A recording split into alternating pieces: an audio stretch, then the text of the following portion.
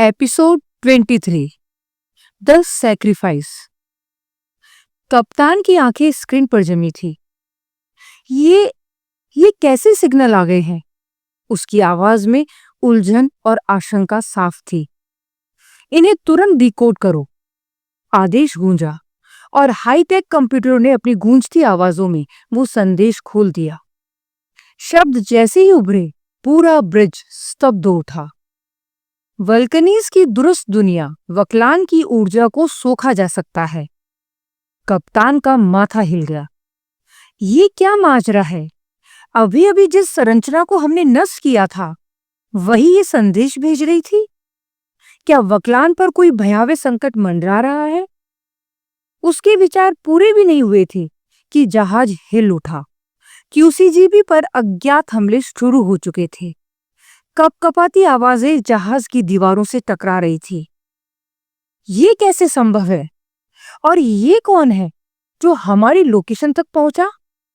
Fleet 62 जो अजय है, उस पर कौन हमला करने की भूल कर रहा है?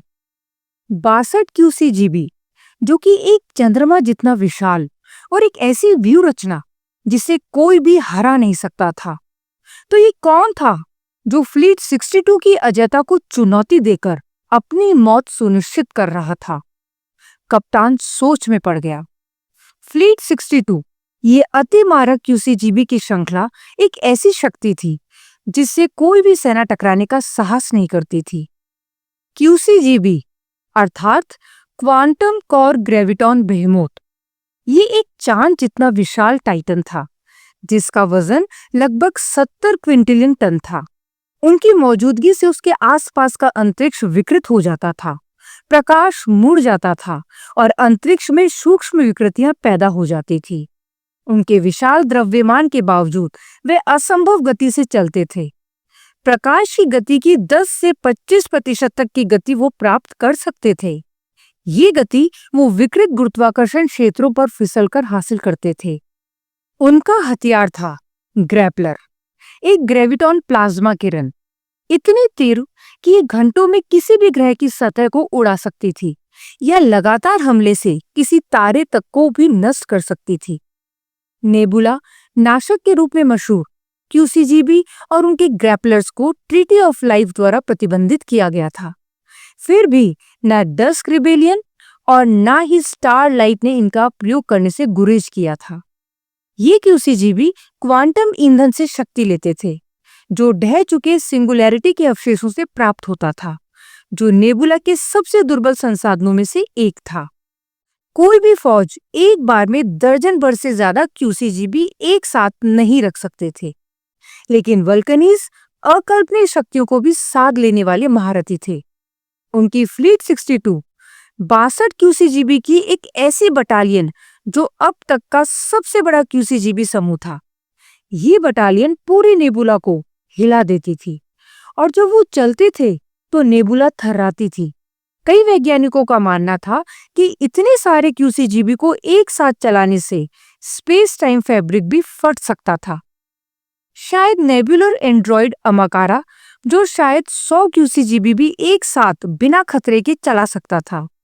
उसके अतिरिक्त यदि कोई दर्जन से ज्यादा क्यूसीजीबी को एक साथ एक बटालियन के रूप में चला सकता था, वो थी फ्लीट 62। ये फ्लीट 62 एक किंवदंती थी, अजय, पौराणिक, गैलेक्टिक इतिहास में बेजोड़। उनकी शक्ति पूर्ण थी। वे निवारक थे, भय के स्मारक थे और विनाश की छाया वह स्वयं थे। आज कोई इस फ्लीट पर हमला कर रहा था। ये दुस्साहस किसका था? क्या ये डस्क रिबेलियन था?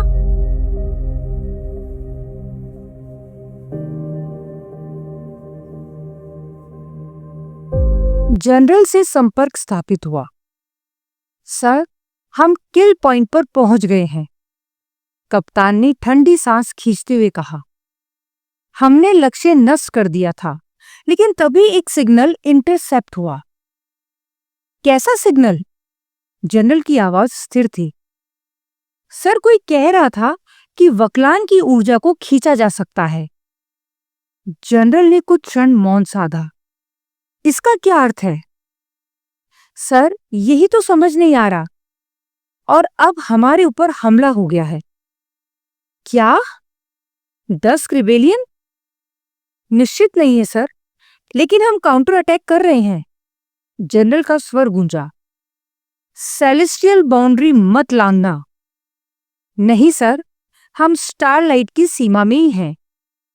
ठीक है, हमला करने वालों को ध्वस्त करो और सीधे वकलान पहुंचो।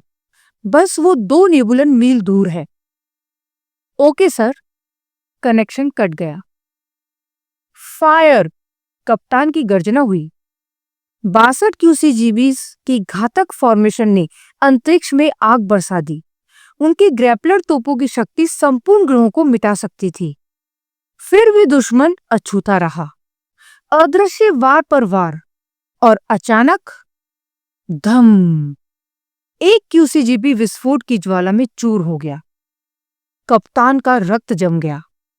नहीं, QCGB का ध्वंस मतलब सामने भी QCGB ही है, और इतनी सटीक मारक क्षमता। उसका अर्थ था सामने अदृश्य फ्लीट खड़ी थी। हमले तेज करो, कप्तान दहाड़ा, लेकिन अंधकार में फायरिंग व्यर्थ जा रही थी। कुछ ही क्षणों में एक और QCGB ध्वस्त हो गया था। भय ने कप्तान के सीने को जकड़ लिया। उसने बहुत देर तक कई संभावनाओं पर विचार किया और फिर उसने आदेश दिया, फ्लीट 62 रिट्रीट। पूरा क्रू सख्ते में आ गया। फ्लीट 62, जो कभी युद्ध से पीठ नहीं दिखाती, वो पीछे हट जाए? असंभव। लेकिन कप्तान जानता था कि इस समय सबसे पहले अपने सैनिकों की सुरक्षा थी। This is an order! उसकी गर्जना गूंजी।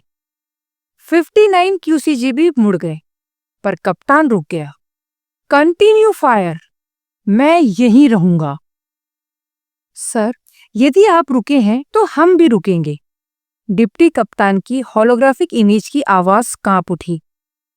कप्तान ने कठोरता से सिर हिलाया। नहीं, तुम लोग तुरंत निकलो।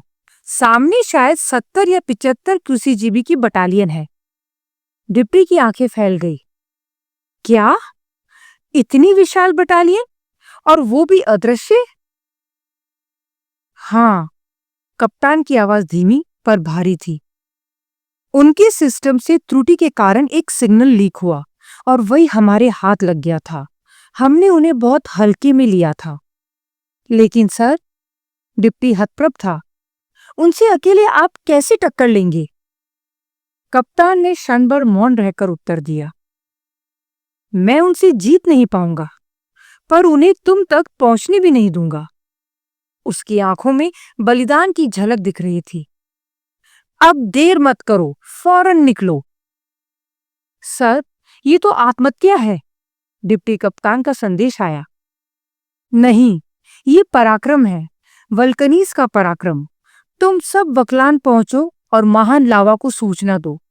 हम 2 QCGB खो चुके हैं और शायद मैं भी ज्यादा देर टिक ना पाऊं। तुम पुनः संगठित होकर आओ और इनसे बदला लो। आदेश निर्विवाद था। 59 QCGB हट गए।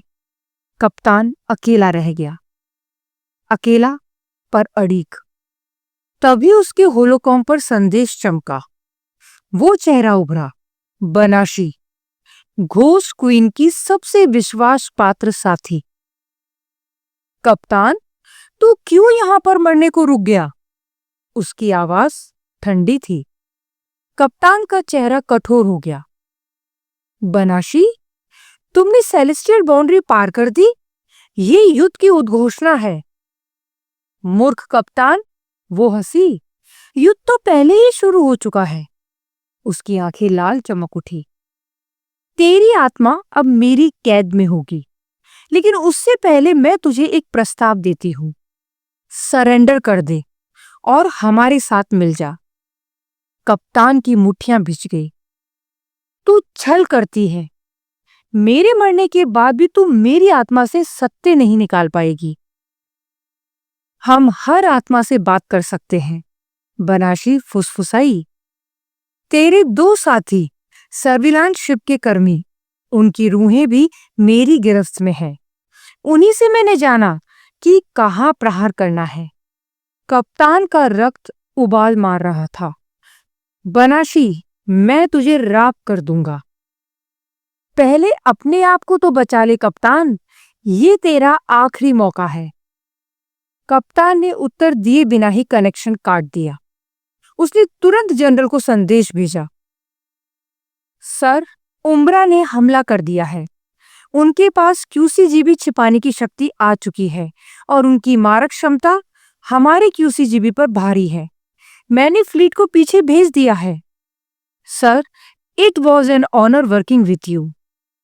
ये उसके अंतिम शब्द थे। क्षण भर बाद गामा रे की भीषण स्ट्राइक ने कप्तान के क्यूसीजीबी को भस्म कर दिया। युद्ध आरंभ हो चुका था। वल्कनीज की अजय शक्ति फ्लीट 62 इतनी आसानी से पराजित हो जाएगी, ये किसी ने नहीं सोचा था।